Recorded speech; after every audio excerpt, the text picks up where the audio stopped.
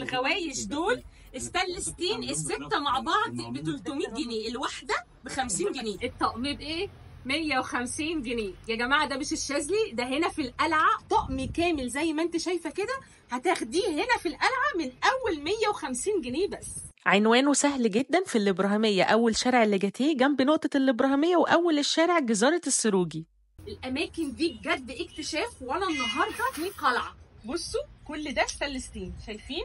كل ده 100 و150 جنيه بس. بصوا بقى يا جماعه، اللي حابب يعمل سلسله بالاسم هنا بيعملوا لك الاسم اللي انت عايزاه. بصوا كمان الاشكال، يعني بنت امها وبنت ابوها حاجات كده. احنا بقى الحلقان يا جماعه، شايفين اشكالها بصوا ده كمان كل دي اشكال حلقان. في كوليكشن كبير جدا بيبدا من 50 جنيه بس. جات الشدات اللي بتبقى شكلها شيك كده جنب الساعه، في اشكال منها كتيره جدا، والاسعار من 75 ل 120 جنيه. اشكال انسيالات اصلا مش هتلاقوها في اي مكان غير في القلعه هنا. شايفين شكلها في الايد عامل ازاي؟ وكل ده ستانلس ستيل ما بيغيرش لون خالص. كوليكشن براندات كله تحفه جدا، كوليكشن جديد خالص. اول عرض معانا عرض ال 50 جنيه، عرض النص طقم يعني زي كده سلسله ومعاها الحلق ب 50 جنيه.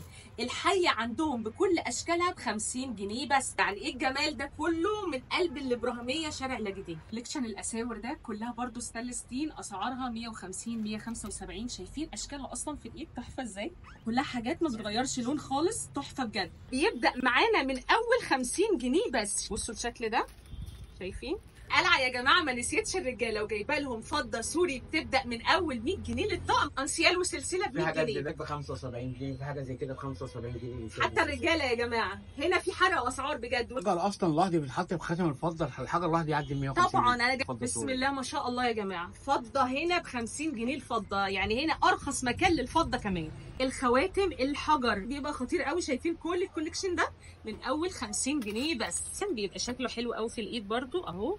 بصوا الاشكال دي كمان التوينزات بقى، يعني كانها اصلا الماظ، تحفه بجد. كل ده ب 50 جنيه بس. رقمهم ولينك التليجرام وبيدج الفيسبوك هتلاقوهم في أول كومنت مثبت. لايك وفولو ما تنسوش.